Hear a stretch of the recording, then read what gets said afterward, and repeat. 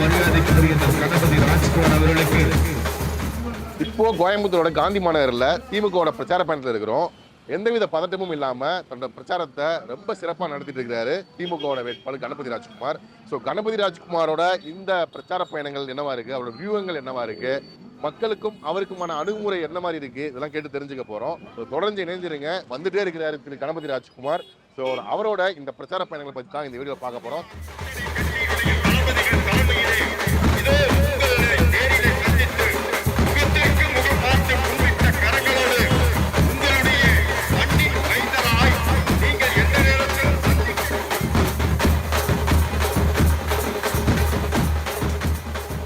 பயங்கரமான கிரௌட் இருக்கு, தொண்டர்களோட உற்சாகமான வரவேற்பு இருக்கு. சார் வணக்கம் சார்.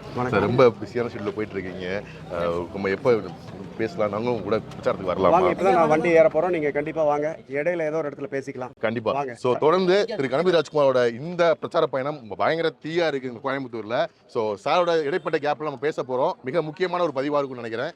ரொம்ப நன்றி சார்.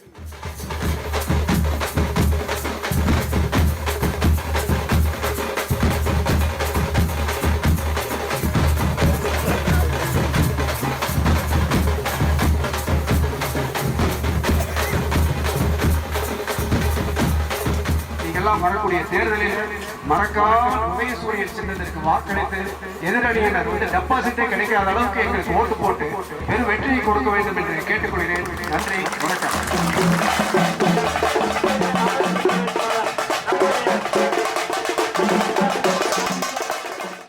சார் வணக்கம் சார். வணக்கம்.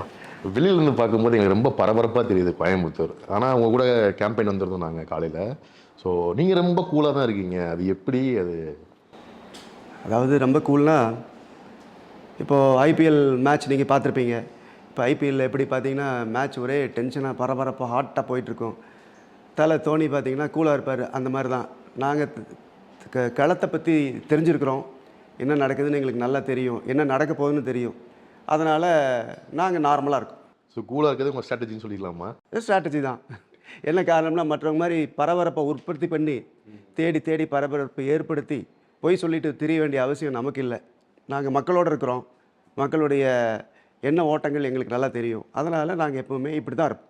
இன்னைக்கு கேம்பெயினில் பார்க்கும்போது வாலிபால் விளாண்டீங்க. ஸோ கிரிக்கெட் பற்றி பேசுகிறீங்க. ஸ்போர்ட்ஸ் உங்களுக்கு அவ்வளோ இன்ட்ரெஸ்ட்? எனக்கு ரொம்ப ஸ்போர்ட்ஸ் இன்ட்ரெஸ்ட் உண்டு.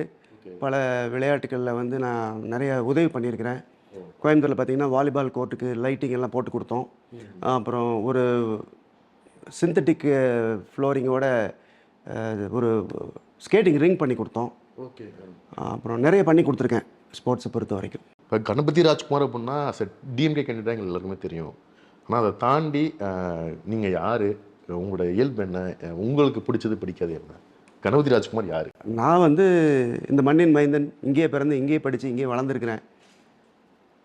பார்த்திங்கன்னா மக்களோட மக்களாக இருந்து நான் வந்து 3 முறை அரசியலில் 3 முறை மாநகராட்சி கவுன்சிலராக இருந்திருக்கேன். தொடர்ந்து ஒரு முறை மேயராக இருந்திருக்கிறேன். மக்கள் சர்வீஸ் பண்ணியே நாங்கள்லாம் அரசியலில் வளர்ந்தவங்க. நாங்கள் சிம்பிளாக இருப்போம். கேம்பெயினில் மக்களோட குரல் என்னவா இருக்குது? மக்களுடைய குரல் அப்படிங்கிறத விட மக்களுடைய குறையும் அழுகுரல் தான் ஜாஸ்தி கேட்குது.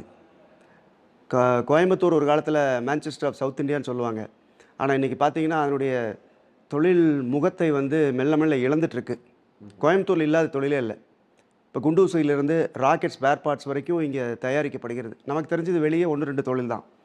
மோட்ரு பம்ப் செட் அப்படிம்பாங்க, வெட் கிரைண்டர் அப்படிம்பாங்க, லேத் பட்டறைகள். அதையும் மீறி பிளாஸ்டிக் கம்பெனிகள், இந்த மாதிரி சொல்லிக்கொண்டே போகலாம். இது எல்லாமே வந்து இன்றைக்கி ஜிஎஸ்டி அப்படிங்கிற அந்த சமாச்சாரத்துக்கு பிறகு தான் அப்படியே முடங்கி கொண்டிருக்கிறது. மெல்ல மெல்லமாக பார்த்திங்கன்னா அழியும் தருவாய், அதாவது தொழில்கள் எல்லாம் பார்த்திங்கன்னா அழியும் தருவாய் போய் கொண்டிருக்கிறது. எம்எஸ்எம்இ இண்டஸ்ட்ரீஸ், அதாவது சிறு குறு தொழிலெல்லாம் வந்து இன்றைக்கி கிட்டத்தட்ட எல்லாரும் சொல்கிறத வச்சு பார்க்கும்போது ஒரு 20-30% வந்து மூடப்பட்டு விட்டது.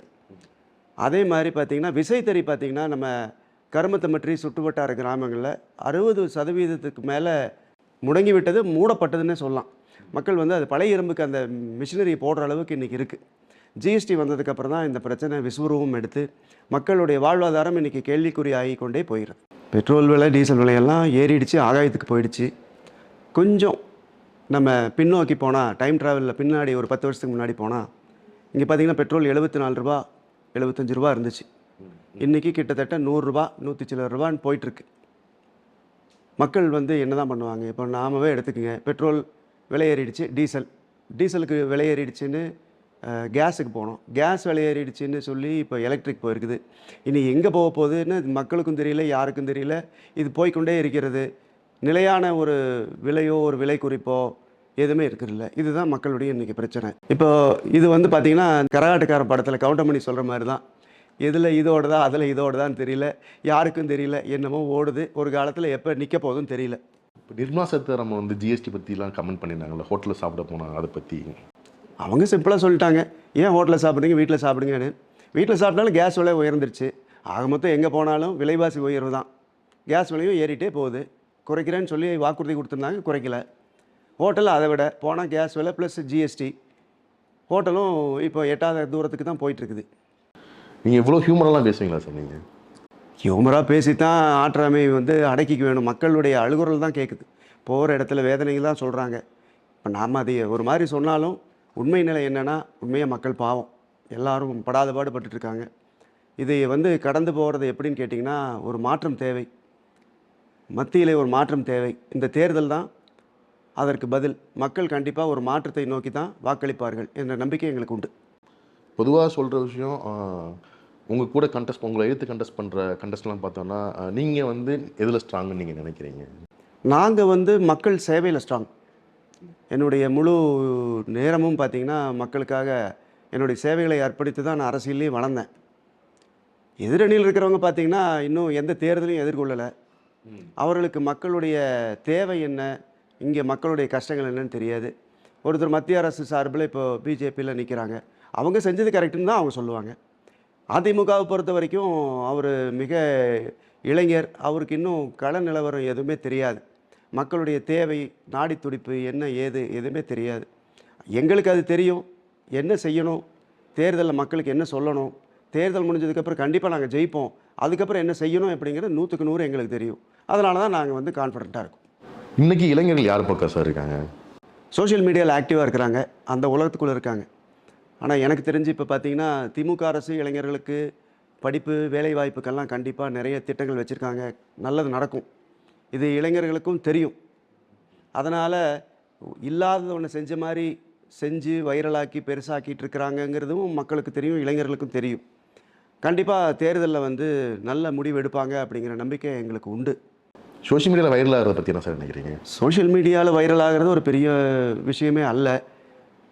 தேர்தல் வந்து முடிவு வந்ததுக்கப்புறம் தான், முடிவு தெரிஞ்சதுக்கப்புறம் தான் ஹீரோவா ஜோக்கரா அப்படிங்கிறது வந்து முடிவுகள் காட்டும். ஸோ சும்மா பரபரப்பு, வெட்டி பரபரப்பு ஏற்படுத்திட்டு நாங்கள் எல்லாம் பண்ணிட்டோம்னு சொல்கிற ஒரு மாயையிலிருந்து கண்டிப்பாக இதுக்கு விலக்கு வரும். சோஷியல் மீடியாவில் ஹீரோவானால் அந்த நேரத்துக்கு ஒரு பரபரப்பு, ஒரு பொழுதுபோக்கு தான். ஸோ கண்டிப்பாக உங்களோட குரல் வந்து பாராளுமன்றத்தில் ஒலிக்கணும். நீங்கள் வெற்றிக்கான வாய்ப்பை எப்படி பார்க்குறீங்க? உங்களோட குரல் எப்படி போகிற இடமெல்லாம் எங்களுக்கு நல்ல வரவேற்பு இருக்கிறது. குறிப்பாக மகளிர் ஆகட்டும், இளைஞராகட்டும் நல்ல வரவேற்பு கொடுக்குறாங்க. அதிலெல்லாம் மாற்றுக்கிறதே இல்லை. எங்களுக்கு 100% நாங்கள் ஜெயிச்சிருவோம்னு நம்பிக்கை இருக்குது. பல லட்சம் வாக்கு, குறைஞ்சபட்சம் 2 லட்சம் வாக்குலனாச்சும் நாங்கள் ஜெயிப்போம். இதில் வந்து மாற்றுக்கிறது இல்லை. ஆக்சுவலாக ஏடிஎம்கே பிஜேபி கூட்டணி பிரிஞ்சுட்டாங்க. ஸோ இது யாருக்கு சாதகம், யாருக்கு பாதகம்? என்னை பொறுத்த வரைக்கும் பிரிஞ்சாலும் அவங்க 2 பேரும் ஒன்று தான். இன்றைக்கி இந்த தேர்தலில் அவங்க 2 பேரும் பிரிஞ்சு தனித்தனியாக நிற்கிற மாதிரி இருக்கும். ஆனால் பிற்காலத்தில் பார்த்திங்கன்னா அவங்க சேர்ந்துக்குவாங்க. இப்போ அதிமுகவுடைய பிரதம மந்திரி வேட்பாளர் யார்? முதல்ல அவங்க கூட்டணி ஏன்னு, அவங்களுக்கு கூட்டணியே கிடையாது. ரெண்டாவது அவங்களுக்கு பிரதம மந்திரி வேட்பாளர் கிடையாது. என்ன நோக்கத்துக்கு நிற்கிறாங்க? பிஜேபியோட பி டீமாகத்தான் அதிமுக இன்றைக்கு பார்க்கப்படுகிறது. இந்த தேர்தலுக்கு பிறகு மீண்டும் சேர்ந்துக்குவாங்க. இதில் ஒன்றும் மாற்றுக்கிறதே கிடையாது. அண்ணன் தம்பி சண்டை மாதிரி. ஆமாம், அண்ணன் தம்பி சண்டை மாதிரி. அவர்களுக்குள்ளே எப்பவுமே அடிமட்டத்தில் அந்த உறவு ஓடிக்கொண்டு தான் இருக்கிறது. உங்களோட குரல் என்னவா ஒலிக்கணும்னு நீங்கள் விரும்புகிறீங்க பாராளுமன்றத்தில்? இந்த பகுதி, அதாவது இந்த கோயம்புத்தூர் தொகுதி ஒரு சிறப்பு வாய்ந்த தொகுதி, பன்முகம் கொண்ட கோவை தொகுதி. பல தொழில் இருக்குது, நிறைய கல்லூரிகள் வந்துருச்சு, நிறைய ஆஸ்பத்திரிகள் வந்துருச்சு, இந்த மாதிரி சொல்லிக்கொண்டே போகலாம். இப்போ இந்த குறை, இந்த ஜிஎஸ்டினால் தொழிற்சாலைகளுக்கு வரக்கூடிய, சிறு குறு தொழிற்சாலைகளுக்கு வரக்கூடிய பிரச்சனை, மற்றபடி எல்லா இடத்துலையுமே இந்த ஜிஎஸ்டியில் வந்து பாதிப்பு இருக்குது. இது இந்த கேஸ் விலை உயர்வு, இவற்றை எல்லாம் மக்களுடைய குறை பூராமே பாராளுமன்றத்தில் ஒழிக்க வேண்டும் அப்படிங்கிறது எங்கள் மாண்புமிகு முதலமைச்சர் தளபதியோட உத்தரவு. கோவை வந்து பழைய சிறப்பை பெறும் வரையில் நாங்கள் கண்டிப்பாக இந்த குறைகளை பாராளுமன்றத்தில் ஒழிக்கச் செய்வோம். கண்டிப்பாக ஒரு மாறுதல் கொண்டு வருவோம். ஸோ கோவை நிலவரம் பற்றி சொல்லிட்டீங்க. ஒட்டுமொத்த தமிழ்நாடு நிலவரம் என்னவா இருக்கு? கோவையில் வெல்றது மட்டுமில்லை, ஒட்டுமொத்தமாக 40 தொகுதியிலும் போன தடவை எப்படி இந்த கூட்டணி ஜெயிச்சதோ, இந்திய கூட்டணி இந்த முறையும் 40 தொகுதிகளிலும் மாபெரும் வெற்றி பெறும். கோவையின் வெற்றி இந்தியாவின் வெற்றி. ஸோ வாழ்த்துக்கள் சார். நன்றி. உங்கள் குரல் பாராளுமன்றத்தில் ஒழிக்கணும். நன்றி சார். நன்றி. நன்றி.